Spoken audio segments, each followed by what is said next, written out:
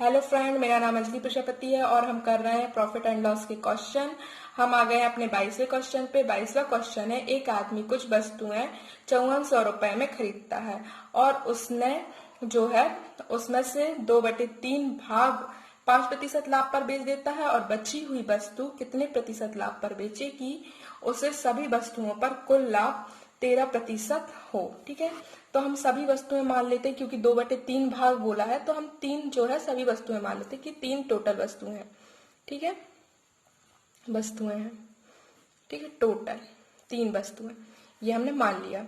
तो 3 वस्तुओं पर 13% का लाभ करेंगे तो 3 × 13%, तो टोटल लाभ जो हो जाएगा हो जाएगा 39%। ठीक है, अब जो है 2/3 भाग 5% के लाभ पर 3 वस्तु का 2/3 निकालेंगे तो 2 आ जाएगा, 2 वस्तुएं आ जाएंगी। वो 5% के लाभ पर बेच देता है, मतलब इसका लाभ हो जाएगा 10। अब बची एक वस्तु, तो उसको कितने प्रतिशत के लाभ पर बेचना है। इसके लिए हम क्या कर देंगे कि इस टोटल वस्तुओं के में से ये दो जो है 5% पे बेची हैं उनको घटा देंगे, तो यहाँ पे आ जाएगा 29%। तो हम जब एक में 29% का गुणा करेंगे तब 29% आएगा, तो यहाँ पे 29%, मतलब जो है बची हुई वस्तुओं को 29% पर बेचना होगा, तब जो है कुल वस्तुओं पर 13% का लाभ होगा। ये हमारा आंसर आ जाएगा। अब आ जाते हैं हम अपने 23वें क्वेश्चन पे। 23वां क्वेश्चन है, एक आदमी ने कुछ वस्तुएं 1,89,000 रुपए में खरीदी, उसमें से उसने 3/8% 12% लाभ पर बेच दी और बची हुई वस्तु को कितने प्रतिशत हानि पर बेचे कि कुल मिलाकर 4% का लाभ हो। तो कुल मिलाकर 4% का लाभ हो। तो पहले की तरह हम जो 3/8 है, तो 8 को हम टोटल वस्तुएं मान लेंगे कि 8 जो है टोटल वस्तुएं हैं, उसको उसने 4% लाभ पर बेचा है, मतलब 4 टोटल मिला के भी 4% का लाभ होना है, तो ये 4%, 8 चौको 32, मतलब 32% का लाभ। ठीक है, तो क्या करना है कि 3/8 जो है 12% पे लाभ पर, 8 का 3/8 जो हो जाएगा 3 हो जाएगा। 12% लाभ पर 12% लाभ, मतलब 12 × 36% लाभ हो गया है। तो हमें इसमें क्या करना पड़ेगा, घटाना पड़ेगा, क्योंकि ये बोला है बची हुई वस्तुओं को कितने प्रतिशत हानि पे बेचे कि 32% का लाभ हो, तो हम इसको घटा देंगे। तो बची हुई वस्तु कितनी है, 5 है। ठीक है, इसको घटा देंगे तो यहाँ पे आ जाएगा -4%। अब हमको -4 मतलब 4% की हानि पर बेचना है, तो 5 वस्तुओं को 4% की हानि पर -4% लाने के लिए क्या करना पड़ेगा, हमें करना पड़ेगा इस 5 को अलग करना है पहले, तो इसको डिवाइड में कर देंगे और ऊपर हम कर देंगे 4 का इनटू, तो जिसमें ये आ जाएगा 4%, 5 से 5 इतना। तो जो है दुकानदार को जो बची हुई वस्तुओं को 4/5% की हानि पर बेचना पड़ेगा, तब जो है टोटल मिला के जो है 4% का लाभ होगा। ठीक है, ये हमारा आंसर आ गया। अब आ जाते हैं हम अपने 24वें क्वेश्चन पे। 24वां क्वेश्चन है, एक निर्माता अंदाजा लगाता है कि निरीक्षण के समय उसकी वस्तुओं में से 12% बेकार मिलेगी और वह जो है 7.5 रुपए प्रति वस्तु की दर से 22,000 वस्तुओं का ऑर्डर लेता है। वह अंदाजा लगाता है कि कुल खपत पर उसका लाभ जो है 20% होगा। तो एक वस्तु का क्रय मूल्य ज्ञात करना है। तो क्या करना है कि 12% जो है वो तो खराब हो गई, तो हम क्या करेंगे 88% पर हम विक्रय मूल्य निकाल सकते हैं, क्योंकि हमको जो दिया है 7.5 रुपए प्रति दर से 22,000 वस्तुओं का ऑर्डर लेता है, मतलब 22,000 वस्तुओं को बेचता है 7.5 रुपए प्रति वस्तु की दर से। तो हम क्या निकालेंगे, सेलिंग प्राइस निकालेंगे अपना, कितना 22,000 वस्तुओं का, और 12% तो बेकार निकल गई, तो हम 88%, 22,000 का 88% का विक्रय मूल्य निकालेंगे। ठीक है, तो क्या करेंगे, तो जो है 7.5 रुपए प्रति वस्तु के हिसाब से वो जो है उसका ये जो है बेच रहा है। तो ये आ जाएगा हमारा सेलिंग प्राइस। और उसको 20% का लाभ हो रहा है, 20% का लाभ हो रहा है, ठीक है, 20% का लाभ हो रहा है। Profit percent is equal to 20%। 20% होता है 1/5। ये नीचे जो आता है वो क्या रहता है, क्रय मूल्य रहता है, अपना कॉस्ट प्राइस रहता है, और ये जो है प्रॉफिट रहता है, ठीक है। तो इसके हिसाब से जो हमारा सेलिंग प्राइस क्या आ जाएगा, इसके हिसाब से हमारा सेलिंग प्राइस आ जाएगा 5 में 1 जोड़ देंगे 6 आ जाएगा हमारा सेलिंग प्राइस। पर हमारा सेलिंग प्राइस तो इतना निकला है, तो 6 यूनिट हम इसके इक्वल कर देंगे। 22,000 इंटू 88/100 इंटू 7.5 और ये 6, ठीक है। तो यहां से हम 1 यूनिट निकाल लेंगे। 22,000 इंटू 88/100 इंटू 7.5, ये 6 नीचे आ जाएगा, ठीक है। ये हमको क्या निकालना, पहले हम 22,000 वस्तुओं का कॉस्ट प्राइस निकालेंगे। 22,000 वस्तुओं का कॉस्ट प्राइस हमने क्या माना है, 5 यूनिट।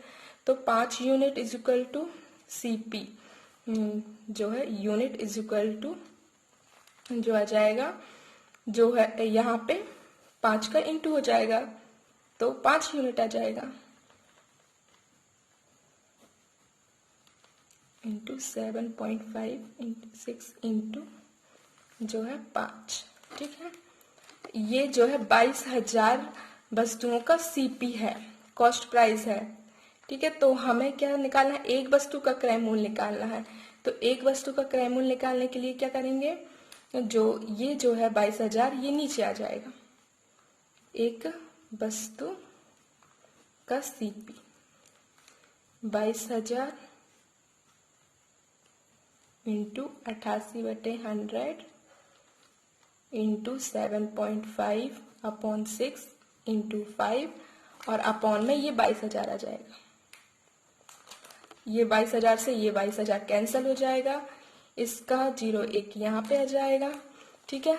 25 दिया 75, 25 चौको 100 0 और 4 एकम 4 0, यहाँ पे 4 दूनी 8, 4 दूनी 8, 5 एकम 5, 5 दूनी 10, 2 एकम 2 और ये 11, ये आ जाएगा 3 एकम 3, 3 दूनी 6, 11/2, 11/2 मतलब हो जाएगा 5.5 रुपए प्रति वस्तु।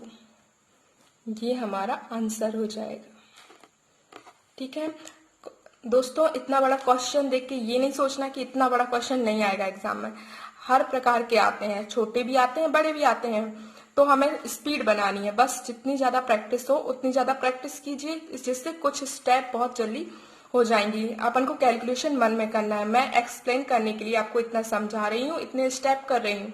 बाकी ये क्वेश्चन बहुत छोटा है, ज्यादा इसमें कुछ है नहीं है, सिर्फ कैलकुलेशन का है। तो कैलकुलेशन अपन को मन में करनी आनी है, तो मन में करोगे तो जल्दी क्वेश्चन सॉल्व होगा, ठीक है।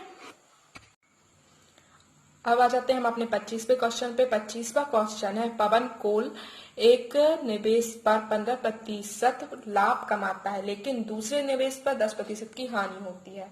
तो दो निवेशों का अनुपात 3:5 है। तो कुल हानि प्रतिशत ज्ञात करना है, कुल हानि प्रतिशत ज्ञात करना है। तो क्या करेंगे कि हम जो है 3 टोटल यूनिट मान लेंगे कि टोटल जो उसका निवेश है वो 8 यूनिट है, क्योंकि 5 और 3 8 यूनिट है। अब वो 3 यूनिट पर जो है 3 यूनिट पर 15% का लाभ कमा रहा है, 3 यूनिट पर। तो इंटू हम 15 कर देंगे, और लाभ कमा रहा है तो 15 या 45 प्लस 45%, ठीक है। और 5 यूनिट पर वो क्या कर रहा है, 10% का की हानि हो रही है, 10% की हानि हो रही है। तो यहाँ पे -10% इक्वल टू -50%, ठीक है। तो यहाँ पे इसको हम क्या करेंगे, यहाँ पे हम इसको जोड़ देंगे, जिसमें हमारा टोटल जो है हमने कितना माना था 8, तो 5 और 8 8 यूनिट। टोटल हानि ज्ञात करनी है तो टोटल यूनिट में से ज्ञात करेंगे, तो 8 यूनिट हमने माना था, तो जो है यहाँ पे -50 में से ये जाएंगे तो -5 आएगा। ठीक है, तो इस -5 जो है -5% लाने के लिए हमको क्या करना पड़ेगा कि एक तो 8 को हमको हटाना है तो हमें 8 का डिवाइड करना पड़ेगा, और 5 लाना है तो 5, और इसका माइनस, तो -5/8 ये जो आएगा ये हमारी जो है टोटल कुल हानि प्रतिशत आ जाएगा। ये जो आएगा वो हमारा कुल टोटल जो है लॉस आ जाएगा। ठीक है, ये हमारा आंसर हो जाएगा।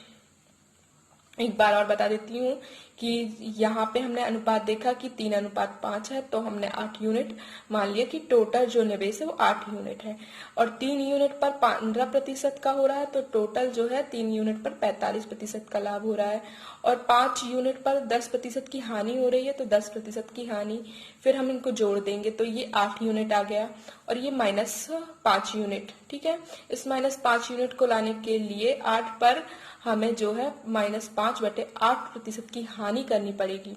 ठीक है, तो हमें ये हमारा आंसर आ जाएगा।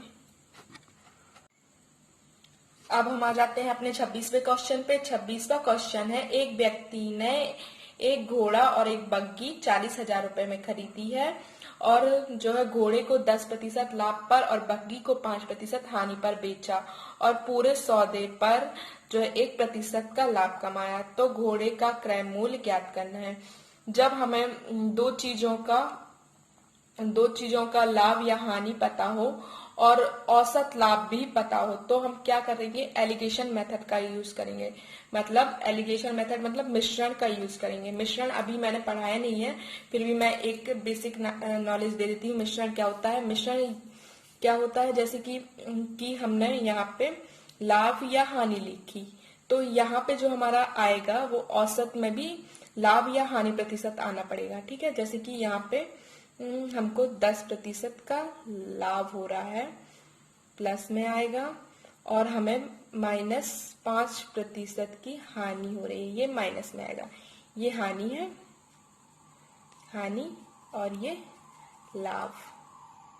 ठीक है, लाभ किस पे हो रहा है? घोड़े पर, तो यहाँ पे घोड़ा लिख देते हैं, और यहाँ पे बग्गी।